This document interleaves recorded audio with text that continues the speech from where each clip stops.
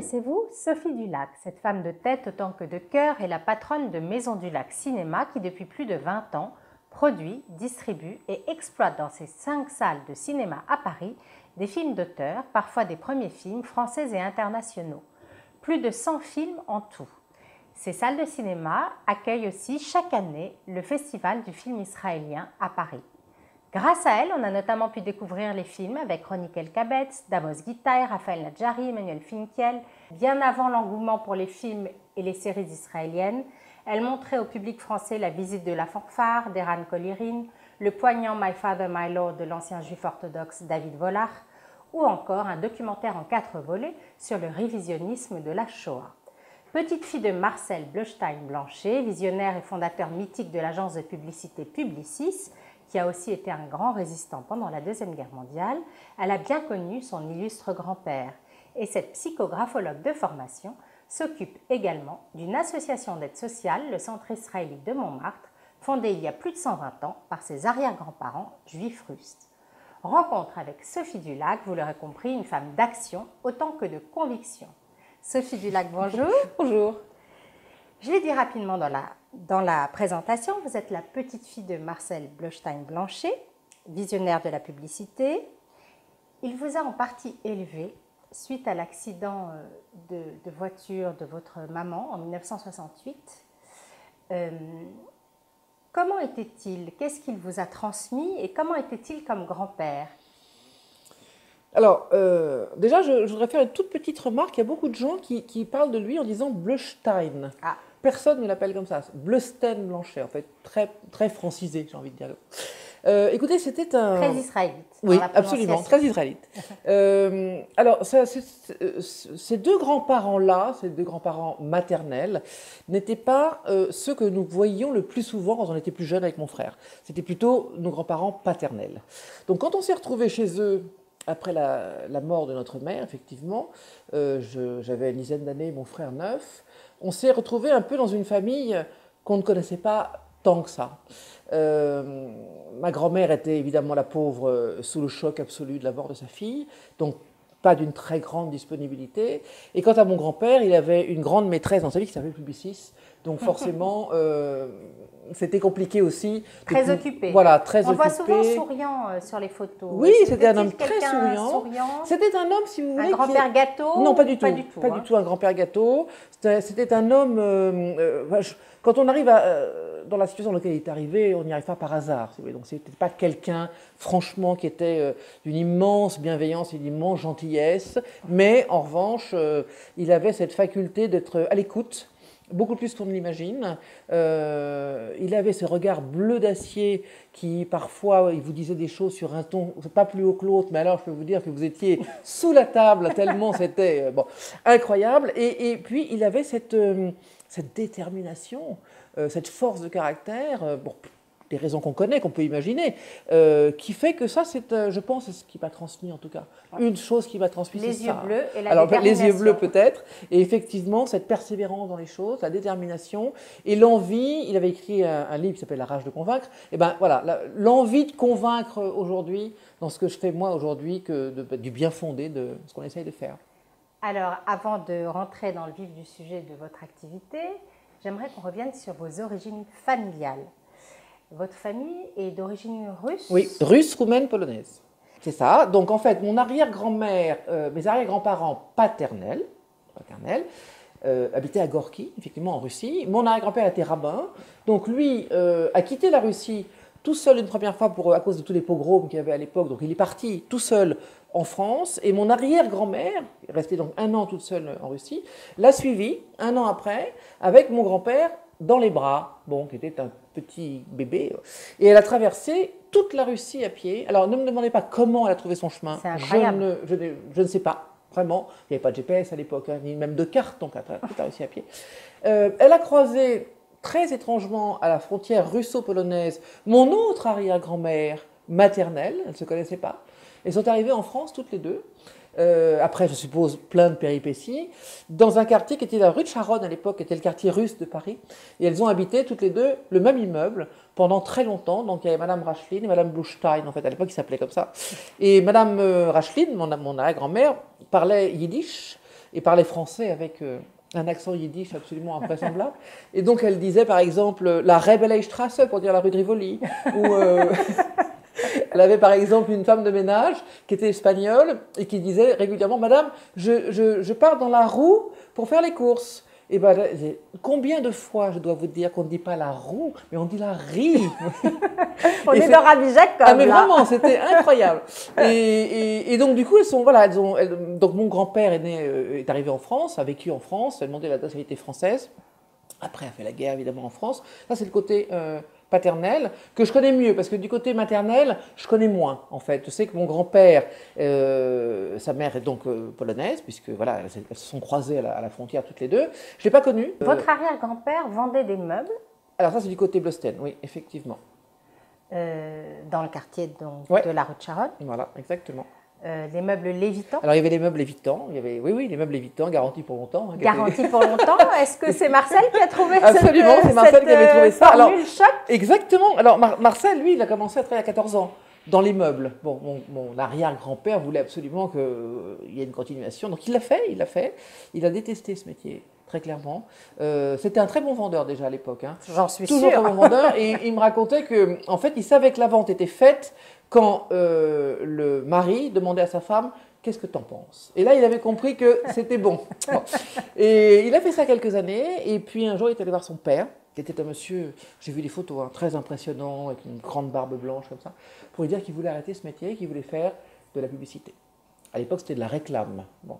Et son père lui a dit cette phrase absolument brillante d'intelligence, lui a dit « Écoute, je ne peux pas t'empêcher de faire ce que tu veux pour que tu n'aies pas à me le reprocher un jour. » Ce qui n'était quand même pas évident à l'époque, hein, parce que c'était un monsieur comme ça, il fallait qu'il y ait une succession. Surtout que la pub, la réclame à l'époque, c'est il embryonnaire. Il lui a dit « Tu vas aller vendre du vent, tu vas aller vendre du vent, il lui a dit, mais je ne peux pas t'en empêcher. Car je ne veux pas que tu me le reproches un jour. » Bon, c'est quand même, si tous les pères étaient aussi ouverts d'esprit, ça serait... Donc il a fait ça, et en même temps, il l'a fait et aussi... alors, il y a un mythe qui dit que Marcel aurait répondu mais les moulins tournent grâce au vent. Alors, peut-être, c'est possible. Il n'est plus là pour me le confirmer, pourquoi pas. Mais cela étant, il m'a toujours dit aussi qu'il avait fait ce métier parce qu'il pouvait se lever à l'heure qu'il voulait le matin. Et que vendre des meubles, il fallait être très très tôt. Bon. Donc c'est parti comme ça, voilà, il a commencé sa carrière de publicitaire comme ça. Et à 20 ans, il ouvre avec son frère sa première petite agence de publicité dans un petit appartement. Oui. Publicis, vous connaissez l'origine du mot Publicis ? C'est la contraction entre 1926, puisque c'est l'année où il a commencé, et publicité. Donc en fait, voilà, 26 publicité, donc ils ont coupé 1900, voilà, Publicis. Ça a commencé comme ça.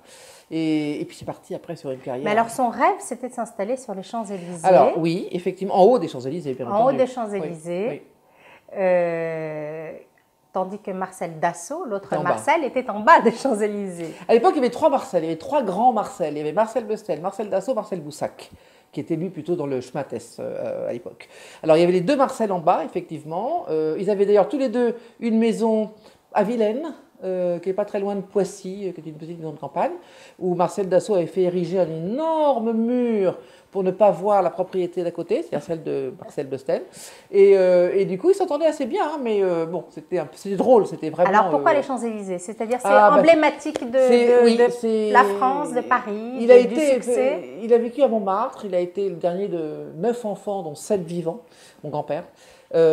C'était un rêve, c'était l'accessibilité absolue, c'était voilà, les Champs-Élysées, la consécration en fait de quelque chose, et pas n'importe où, évidemment, en haut. Et il voulait surtout racheter l'hôtel Astoria, qui était en haut, qui maintenant est un drugstore, mais qui a été l'hôtel Astoria, et qui pendant la guerre, malheureusement, a été un des fiefs, si je ne m'abuse, des Allemands, voire des nazis.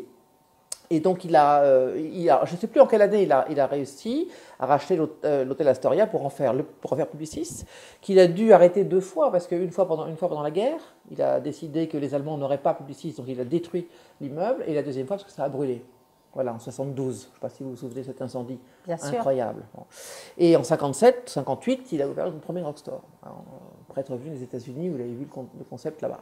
Alors, avant d'arriver après la guerre, où en effet il est parti ouvrir une agence à New York, la guerre, il a 36 ans. Il a 36 ouais, ans. Il a 36 ans. Et il décide de s'engager. Il veut rejoindre De Gaulle. Oui, c'est ça. il essaye de passer par pilote de chasse. Pilote d'avion, oui. Et il essaye de passer par l'Espagne. Il est fait prisonnier. Alors, ça c'est pas tout de suite. D'abord, il était trop âgé à l'époque, ce qu'on lui avait dit, pour recommencer à piloter. Bon. Il a quand même insisté, il a réussi à passer par toutes les arcades qu'il fallait passer. Il est reparti avec son avion faire la guerre. Et puis, effectivement, avec mon autre grand-père, en fait, Rachlin. Voilà, les deux. Ils se sont retrouvés sur une route pour traverser les Pyrénées, effectivement, où là, ils ont été arrêtés tous les deux. Et ils ont été enfermés pendant au moins 2 mois dans une cellule qui est grande comme la table là, dans laquelle il y avait une trentaine de personnes. Et mon grand-père Rachlin, pour essayer de faire tenir le moral des troupes, racontait des histoires juives pratiquement tous les jours. C'était un grand conteur devant l'éternel. Il était absolument extraordinaire, cet homme. Et Marcel, lui, regardait à travers le hublot, il y avait 3 barreaux, parce que c'était une prison. Il s'était dit, si j'arrive à sortir un jour d'ici, 30 personnes dans 10 mètres carrés, c'est quand même pas évident. Hein. Si un jour j'arrive à sortir d'ici, je ferai quelque chose pour les jeunes. Et c'est comme ça qu'il a créé après, en 1957, la Fondation de la Vocation. Voilà. Donc ils sont restés enfermés 2 mois et demi. Ils ont été libérés, je crois, et après ils ont rejoint De Gaulle à Londres. Donc ils passent toute la guerre à Londres. Oui. Pendant ce temps-là, vos grands-mères. Alors pendant ce temps-là, mes deux grands-mères essayent de passer en zone libre. Alors elles se connaissent bien, toutes les deux, forcément. Hein, c'est vraiment mes 2 familles sont vraiment très proches. Mes 2 grands-mères essayent d'échapper à la Gestapo. Ma grand-mère Rachlin, avec 3 enfants sur les bras, dont mon père est appelée et régulièrement convoquée par la police en disant préparez les valises, on viendra vous chercher à 14h. Dieu merci, elle n'a jamais attendu. Et donc elle a passé sa vie à fuir en fait avec ses 3 enfants. Et mon autre grand-mère aussi. Enfin voilà, c'était vraiment mon grand-père Rachlin était numéro 2 de la résistance et était recherché par toutes les Gestapo de Français de Navarre.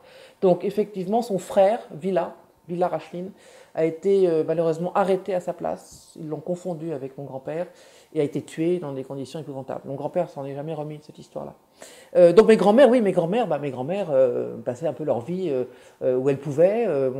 Surtout ma grand-mère Rachlin, notamment à Brive, hein, où elle m'a raconté un jour que... Brive-la-Gaillarde ? À Brive-la-Gaillarde, absolument. Elle vendait ses robes, parce que mes 2 grands-mères étaient des femmes C'était des femmes extraordinaires qui étaient très bien habillées. Oui, mais dans le grand monde, vous voyez ce que je veux dire. C'était des robes de Dior. Elle vendait ses robes de Dior pour pouvoir acheter du lait et du pain aux enfants, à ses 3 enfants. Et elle m'a même raconté qu'un jour, elle rentre dans une église où il y avait la messe. Évidemment, elle ne se signe pas avec le signe de croix dans l'eau bénite. Et le curé a tout de suite compris qu'elle n'était pas catholique. Et donc, heureusement, n'a rien dit. Et donc, elle a toute la guerre réussi comme ça à échapper comme elle pouvait à toutes ces atrocités. Voilà. Est-ce qu'il y a eu beaucoup de gens morts Oui, il y a eu, du côté Bleustel, mon grand-père a perdu, je crois, il lui restait à la fin une sœur. Il a perdu 2 sœurs ou 3 sœurs en concentration et un frère, je crois. Oui, il y a eu beaucoup de morts. Oui, donc, il n'en parlait pas, j'imagine. Si, il en parlait. Oui, il en parlait parce que lui n'a pas été dans les camps, donc... ceux qui ont été ont du mal à en parler après. Mais lui, oui, il disait que voilà, il avait une mastoïdite parce qu'il avait une bombe avait explosé à côté de son oreille. Donc c'est pour ça qu'à la fin, il avait des problèmes d'audition et qu'il avait dit qu'il avait perdu beaucoup de gens de sa famille dans les camps. Il est mort en 1996, donc vous l'avez vraiment bien connu. Ah oui. Il nous a élevés en fait de l'âge de 10 ans à 16 ans. Voilà, 6 ans. On est resté 6 ans. Alors ensuite, vous avez mené votre vie. Oui. Bon, on va pas passer, on va griller quelques étapes. Arrivons à la petite trentaine. Vous avez 3 magnifiques enfants. Et vous suivez des études de psychographologie. Alors avant ça, en fait, quand ma fille est arrivée en 90, j'ai décidé de repasser mon bac, en fait, parce que j'avais raté mon bac en 76, parce que ma grand-mère paternelle était en train de mourir, donc je n'allais pas à l'école, j'étais tout le temps avec elle. J'adorais cette femme. Donc du coup, je repasse ce bac en me disant, moi je voulais faire psycho. Je voulais rentrer dans une fac de psycho, sauf qu'en France, si on n'a pas le bac, on ne peut pas rentrer en fac. Bon. Donc je me dis, allez, courage, ma fille, on va s'inscrire en candidat libre, et ça va être les doigts dans le nez. Bon, eh bien pas du tout. Pas du tout dans le nez. Il faut se remettre dans l'esprit scolaire. Donc j'ai repris des cours de philo, j'ai repris des cours de maths que j'étais nullissime et des cours d'espagnol. C'est pour ça que vous n'êtes pas devenu vétérinaire. Exactement. Parce que vous étiez trop nul en maths. Oui, absolument. Vous adoriez les chiens, les J'adore animaux. toujours et j'aurais bien aimé. Oui, c'est vrai, mais trop nul en maths. Hein. Franchement, là, c'était en dessous du niveau de la merde. Et du coup, je repasse le bac. Que j'ai, voilà, du premier coup. Bravo. Que j'ai du premier coup. Ça t'y remet. Même le sport et tout ça, hein. Je fais la piscine, la gym, tout. Bon. Et du coup, plutôt que de rentrer en fac, je rentre à l'Institut des communications humaines, qui prépare en 3 ans un diplôme de psy. Et là, je découvre sur place la graphologie, en fait. Voilà, graphologie et caractérologie. Et je me dis, psychographologue, ça peut être top. J'ai quand même déjà 33 ans ou 32 ans. 33 ans, je n'ai pas passé 7 ans d'études à faire psy. Donc, je rentre dans ce module-là et je suis donc diplômée de psychographologie. Alors, dites-moi si je me trompe. J'ai lu que vous avez découvert, bien plus tard en feuilletant, en lisant des lettres du courrier de votre maman, Ah oui. que votre maman avait fait avait suivi le même cursus et vous ne le saviez pas. Oui. Alors là, Freud serait ravi. Oui, bonjour la transmission. Bonjour la transmission. Oui, c'est vrai que quand mon grand-père est mort, ma tante Elisabeth Badinter m'a emmenée avec elle dans la chambre de mon grand-père pour essayer de voir s'il n'y avait pas des choses qui vous intéressaient. Alors ça, c'est une épreuve, hein, je peux vous dire, de rentrer dans une chambre de quelqu'un qui est mort et de commencer à ouvrir les tiroirs et de regarder, j'ai pas du tout aimé ça. Et donc, en ouvrant des tiroirs, elle me sort tout un paquet de lettres que ma mère écrivait à son père, parce qu'ils avaient une relation fusionnelle tous les deux. Et donc, elle me montre ce paquet de lettres, que je prends avec moi, et je rentre chez moi. Mes enfants étaient là, mon mari était là, ils étaient en train de dîner, et je commence à regarder. Et d'ailleurs, je trouve que l'écriture de ma mère est très, très mature, parce qu'elle était jeune, elle est morte, elle avait 27 ans quand même. Hein. Donc, quand elle lui a écrit cette lettre-là, elle avait 24 ou 25. Bon. Écriture très mature et tout, et je tombe sur une lettre, ou alors, comment vous dire, les bras m'en tombent, mais au sens propre comme au sens figuré. Et je lis donc qu'elle écrit à son père qu'elle avait l'intention de reprendre des études de psychologie, de graphologie et de caractérologie. Incroyable. Donc, de reprendre, donc ça veut dire qu'elle avait déjà donc commencé certainement. Donc vous avez poursuivi la volonté, exactement, sans le savoir, de votre mère. Alors j'appelle mon père qui était encore vivant pour lui demander est-ce que tu étais au courant. Il m'a dit non, je ne sais même pas de quoi tu me parles. J'appelle Elisabeth qui écoute non, je ne savais pas. Et là, sur le moment, je lui en veux. Oh, merde, alors moi qui pensais avoir choisi ma propre destinée, avoir fait mes propres choix toute seule, non. En fait, non, elle est passée avant moi. Et après, c'est drôle comme impression, hein, très bizarre.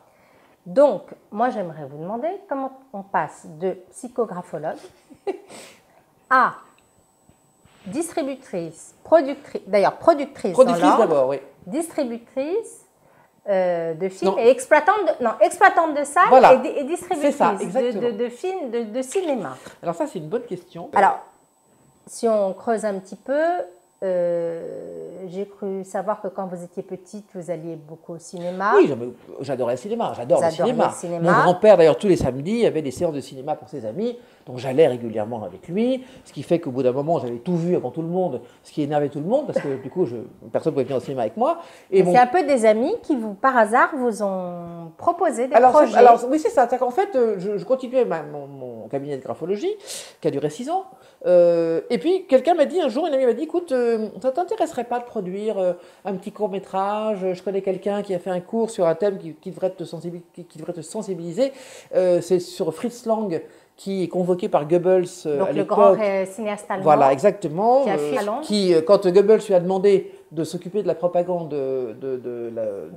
d'Hitler, il a le soir même pris un train et est parti, a quitté l'Allemagne définitivement pour aller à Londres. Bon, ça s'appelle le ministère de la peur. Et donc je me suis dit, après tout le monde veut faire du cinéma. C'est une espèce de fantasme. Comme tout le monde ça fait chic à Paris. Comme tout le monde veut écrire. Oui, absolument. Et du coup, je me suis dit, pourquoi pas? Bon, je ne connais rien du tout, mais bon. Mais le sujet vous plaît. Le sujet me plaît. Voilà, un court-métrage. Bon, ça va pas loin non plus. Ouais. Donc, je rencontre ce jeune réalisateur. Je lui dis, écoutez, moi, j'y connais rien. Je vous le dis tout de suite. Vous vous occupez de tout, mais s'il faut un peu de sous, je mettrai un peu de sous. Bon. Et donc, il fait ce court-métrage, qui gagne d'ailleurs des prix. Bon. Génial. Voilà, et du coup, on me propose un autre court-métrage, un jeune réalisateur juif très sympa qui fait un court-métrage très très mignon sur un banc au soleil occupé par des séfarades et ashkénazes. Et donc, du coup, c'est la bataille, bon, pour savoir qui va être au soleil. Et c'était très drôle, et qui a aussi un prix, celui-là. Bon. Et donc, voilà, je me prends un peu au jeu, si vous voulez, et un jour, il y a Jacques Tarnero et Georges Bensoussan, non pas Georges Bensoussan, Philippe Bensoussan, pardon, qui nous proposent de faire un documentaire qui s'appelle Décryptage. Et Décryptage, c'est le fameux documentaire qui analysait à l'époque, en 99, oui c'est ça, 99-2000, 2001, qui analysait la façon dont les médias français traitaient du conflit israélo-palestinien. Et donc on a fait ce magnifique documentaire, mais qui est sorti sur une salle à Paris, l'Arlequin, et une salle en province. Qui est votre salle. Une de mes salles. Une de vos salles. Exactement.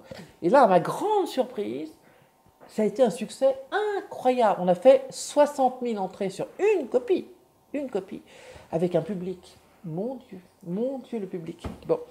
Mais des gens qui attendaient depuis longtemps que quelqu'un fasse ce travail-là, tellement, et malheureusement ça continue encore, mais bon, tellement les analystes des médias français étaient biaisés. Totalement biaisés.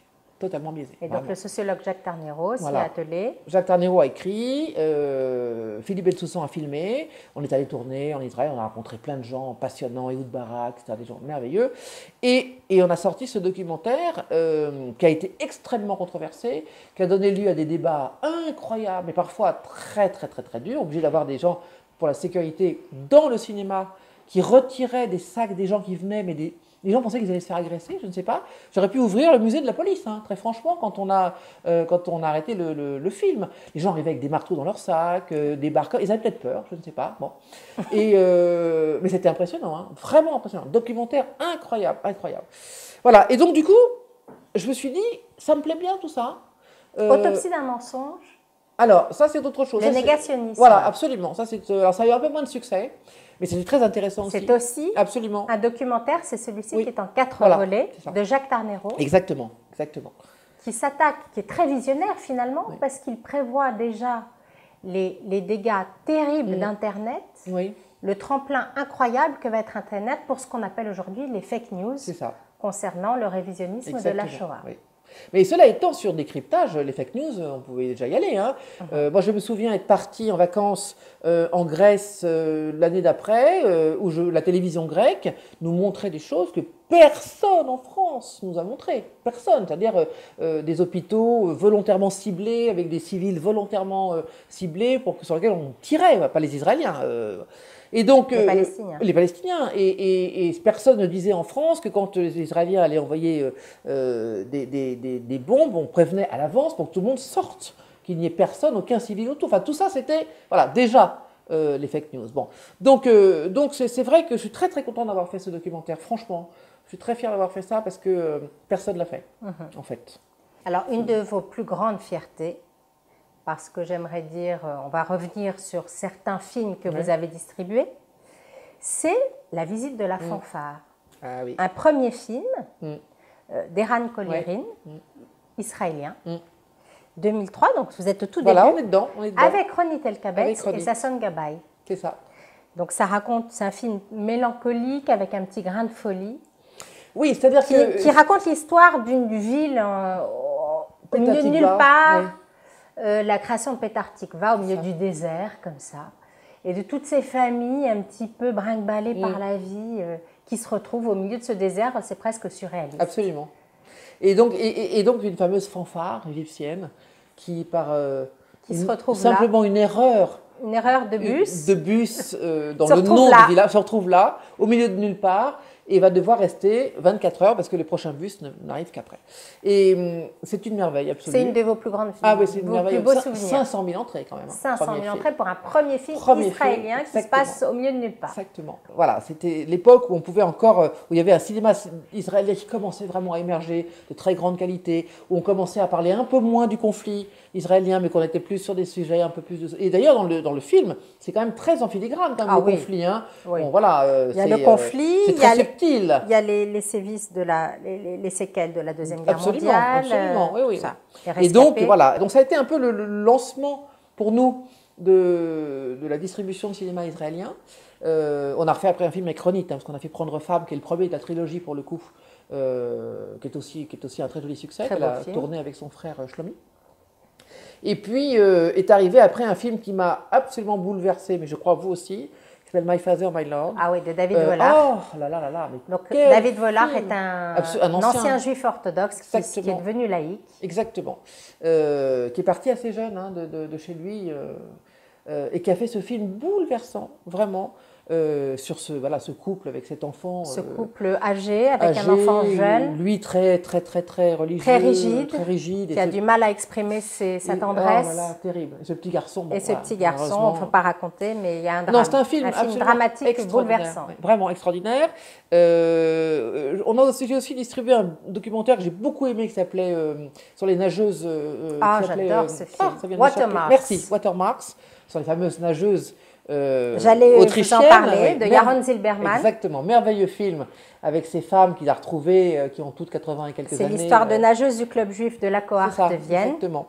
Qui, dans les années 30, gagnait toutes les compétitions. Absolument. Jusqu'à l'Anschluss. C'est ça. Et là, patatras, et alors là, elles doivent fuir. En fait, c'est l'entraîneur qui a senti que le vent allait mal tourner pour beaucoup d'entre elles. Donc, il les a en fait tout éparpillé en Argentine, et Yaron Zilberman a retrouvé 7 de ces nageuses 65 ans plus tard. Exactement. Et c'est tellement émouvant. C'est très émouvant aussi parce qu'il a réussi à les faire renager dans le même maillot de bain de l'époque, dans la même piscine de l'époque. Et elles sont merveilleuses. Alors, malheureusement, depuis, je pense qu'il y en a certaines qui sont plus là.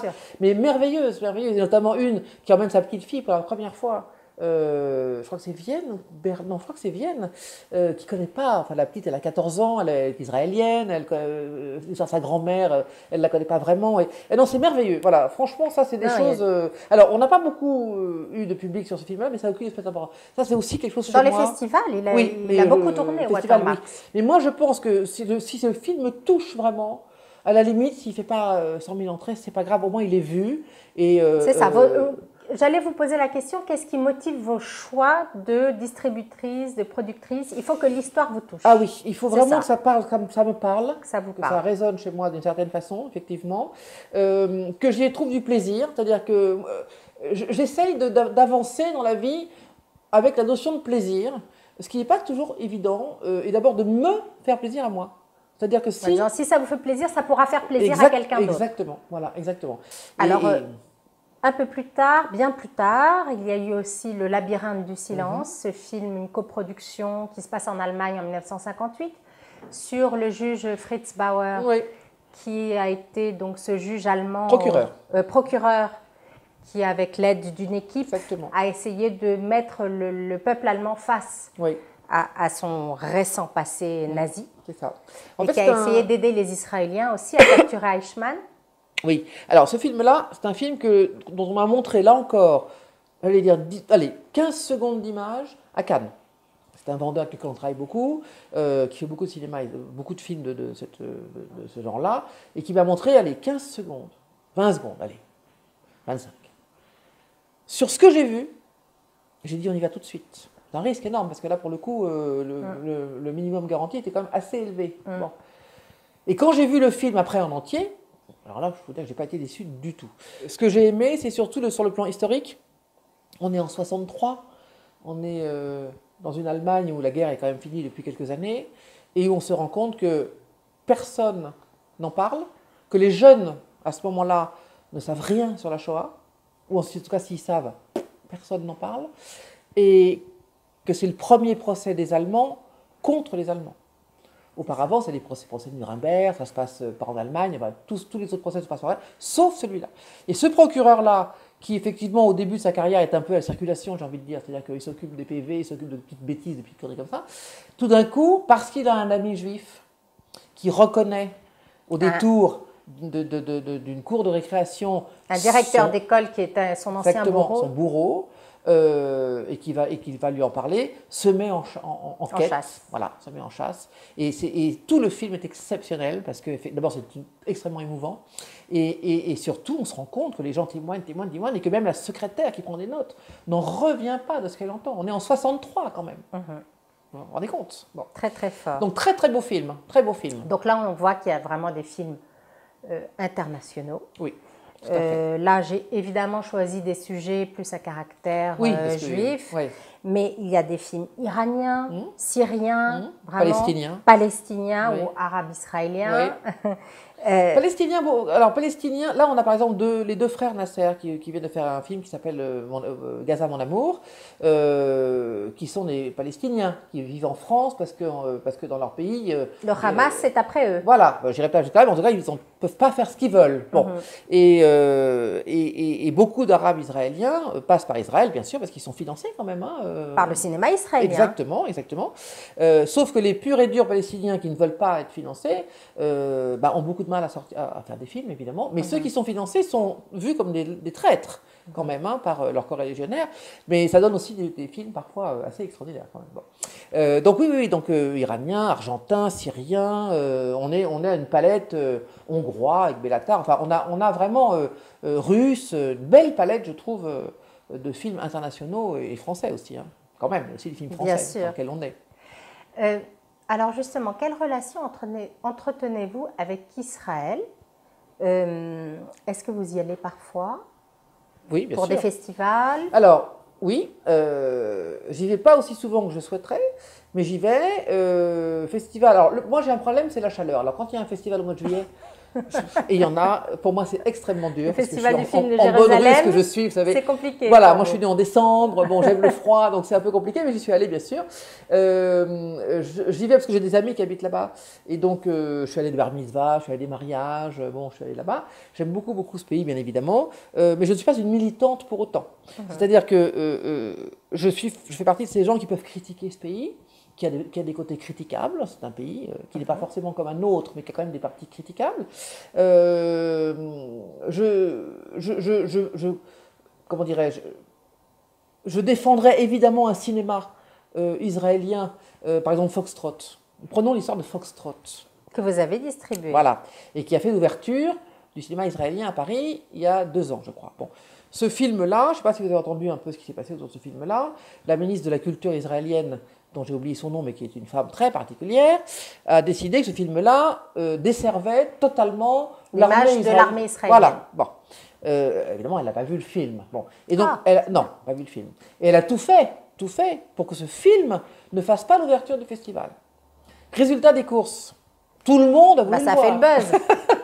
Donc on a exposé les quotas. Bon. Et quand il est sorti, il a eu pas mal de succès. Mais voilà un film, si vous voulez, on peut imaginer peut-être que ça dessert l'armée israélienne. Après tout, on a le droit de le penser, une fois qu'on l'a vu. Bon. Mais je ne vois pas pourquoi on ne le montrerait pas. Vous voyez ce que je veux dire? C'est-à-dire que moi, je vais dans ce sens-là. C'est-à-dire que je ne vais pas préserver. Vous ne faites pas de la propagande. Prix. Non, pas du tout. C'est de l'art d'abord. Les gens penseront ce qu'ils veulent. Ils considèrent que ça dessert le pays, c'est leur droit. Puis d'autres qui trouveront que c'est un film formidable, tant mieux. Bon, voilà. Moi, je ne rentre pas dans ce genre de polémique. Pas de manichéisme. Non, sauf si je considère que là, alors là, pour le coup, peut-être c'est trop de propagande anti-israélienne. Bon. J'irai peut-être pas là-dessus. Mais voilà, donc ça, c'est mon rôle de montreuse d'image. Après, on en pense qu'on veut. Surtout que la société israélienne est plurielle. Voilà, il y a toutes les sensibilités. Exactement. Donc voilà, il y a plein de films comme ça, si vous voulez, qui sont pas mièvres du tout, qui suscitent des réactions, des polémiques, etc. Tant mieux. J'aimerais enfin évoquer le Champs-Élysées Film Festival, dont vous êtes la créatrice et qui va fêter ses 10 ans cette année. Encore une fois, il y a un hommage à votre grand-père, puisqu'il s'appelle Champs-Élysées, il a lieu sur les Champs-Élysées, donc cette avenue qui lui tenait tellement à cœur et qui est le siège de Publicis. Ce festival met à l'honneur le cinéma américain et français indépendant. Oui, c'est ça. Donc une manière de célébrer l'amitié franco-américaine à travers le cinéma. Et surtout, dites-moi si cette année, malgré la crise sanitaire, est-ce qu'il va avoir lieu? En général, c'est en mai-juin, je crois. C'est en juin. Alors, on a décalé les dates cette année, exceptionnellement. Il sera du 14 au 21 septembre, avec, je le souhaite vraiment, de pouvoir le faire en présentiel, c'est le nouveau mot à la mode maintenant, en présentiel, physiquement en tout cas. Oui, je pense qu'il y a de fortes chances qu'on puisse le faire sur les Champs-Élysées. Donc on pourra fêter les 10 ans du Champs-Élysées Festival. Exactement, ça serait super. Alors, j'aimerais qu'on aborde maintenant un troisième volet, parce que vous avez plein de casquettes. Un troisième volet qui est finalement, qui montre la fidélité peut-être à votre famille, à vos origines. Oui. C'est que vous travaillez dans un centre d'utilité publique, d'action sociale. Un CHRS. Un Exactement. CHRS. Voilà, j'ai horreur des sigles, moi. Je suis très mauvaise sur les sigles. Centre d'habitation de réinsertion sociale. Donc, le centre israélite de Montmartre, Ouais. que votre grand-père d'ailleurs a présidé un temps, Exactement. et qui a été fondé il y a 120 ans par votre arrière-grand-mère. Voilà, exactement. Qui voulait aider ses co-religionnaires juifs russes qui débarquaient à Paris, qui ne savaient pas où aller, qui ne comprenaient pas le français, qui étaient Exactement. paumés, quoi. C'est ça. Exactement. Et ce centre existe Oui. toujours. Oui, oui. Et vous y êtes Alors, j'y suis une fois par semaine. depuis 20 ans. Depuis- Alors là, à titre psychographologue, plus psycho que graphologue d'ailleurs. Oui, en fait, quand mon grand-père est mort, ma tante Elisabeth, toujours la même. Elisabeth Badinter. Voilà, toujours la même, m'a dit il y a le centre israélite de Montmartre et la fondation de la vocation, qui est aussi une autre branche que mon grand-père a créée. Elle me dit est-ce que tu prendrais le CIM, c'est le sigle, le CIM, et moi la fondation de la vocation? Bon. J'ai dit banco, on y va. Et donc je me suis retrouvé dans cet endroit que je connaissais, mais je ne fréquentais pas vraiment. Donc Montmartre. Alors, en haut de la rue Lamarck, au 16 rue Lamarck, où il y a une crèche, une magnifique crèche pour enfants qui est hyper connue et où tout le monde veut aller, et le centre d'hébergement et de réinsertion sociale qui accueille, effectivement, enfin qui accueillait à l'époque, quand mon arrière-grand-mère l'a créé, c'était des dortoirs, hein, c'était vraiment très très spartiate. Il y avait les fameux juifs russes qui arrivaient en France, bon, et qui fuyaient aussi l'antisémitisme.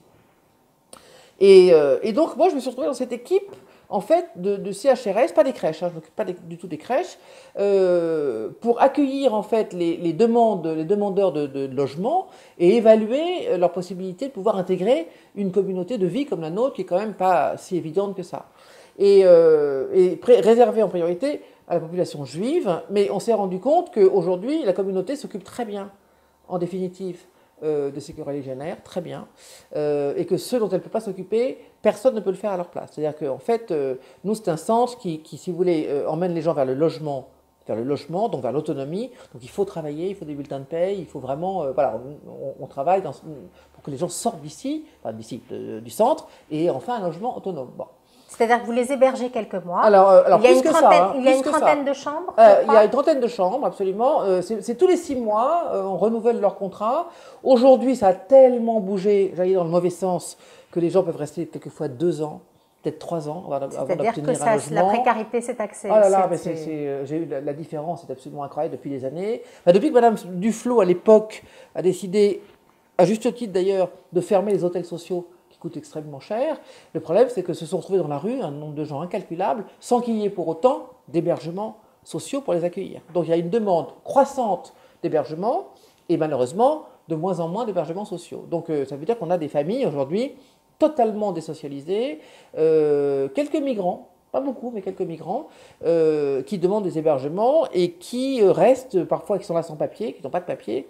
Donc il n'y a plus de juifs russes. Alors il n'y a plus de juifs russes, il n'y a plus de juifs d'ailleurs, c'est ouvert à tout le monde, hein, c'est ouvert sans distinction de race ni de religion, mais il faut que ça soit dans le respect de ce que, parce qu'on fait toutes les fêtes, on mange la cantine est cachère, absolument.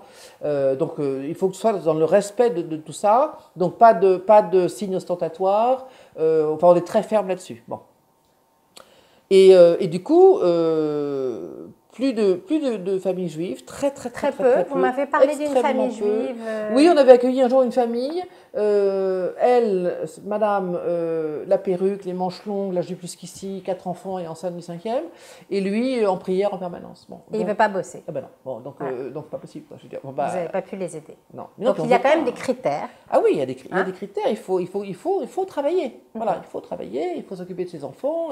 Alors c'est de plus en plus difficile, malheureusement. Certaines familles sont très compliquées.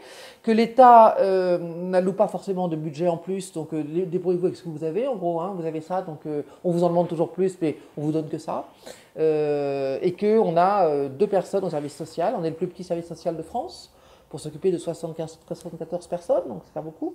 Voilà, donc moi ça me passionne absolument, parce que ça me remet dans la réalité. Le cinéma étant quand même à un moment donné, même si on sait que c'est un vrai business, ça reste quand même, bon, on est quand même dans les paillettes et je vois sur le festival, hein, les demandes absolument parfois inconsidérées de certaines personnes. Et là, vos études de psychologue et graphologue, voilà, exactement. vous sont Là, très utiles. ça a un sens.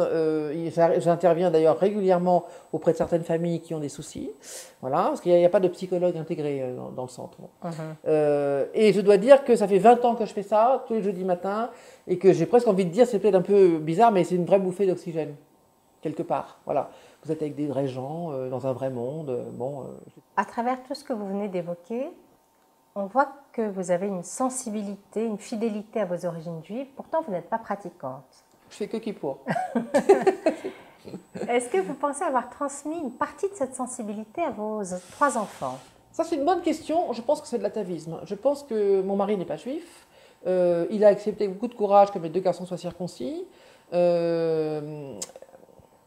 Alors, en fait, si vous voulez, je leur demande de venir avec moi à Yom Kippour, mes 3 enfants. Alors, ils le font avec des pieds de plomb, enfin, ils viennent quand même, pour me faire plaisir. Ils venaient déjà petits quand mon grand-père organisait le dîner après.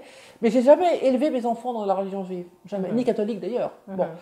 Donc, je pense qu'il y a une espèce d'atavisme qui fait que ils ont ça en eux. Ils ne sont pas pratiquants non plus, mais je sais qu'ils supporteraient très mal qu'on traite de sale juive, ou que soient eux-mêmes traités de sale juif. Voilà, ils supporteraient extrêmement mal. D'ailleurs, je pense que n'importe qui supporterait mal, mais voilà, il y aurait une vraie réaction violente. Je ne sais pas s'ils se sentent juifs. En tout cas, ils se sentent appartenir à quelque chose qui me tient à cœur. Vous voyez ce que je veux dire? C'est-à-dire, même si je ne pratique pas plus que ça, j'y vais quand même, parce que c'est important pour moi, quand même, une fois par an. Voilà.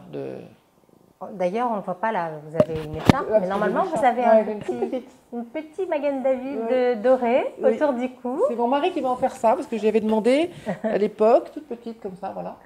Et il m'a fait rire, parce qu'il m'a expliqué, quand il l'a trouvé, d'abord, il avait fait 10 magasins pour trouver une toute petite comme ça, parce qu'on n'en vend que des grosses, et qu'un vendeur avait dû lui dire un jour: vous n'êtes pas juif, hein, pour demander une Magen David si petite, et vous n'êtes pas juif. Bon. Et donc il l'a trouvée effectivement, et je la garde, oui, elle est précieuse, je la garde tout le temps avec moi. Sophie Dulac, merci. Merci à vous.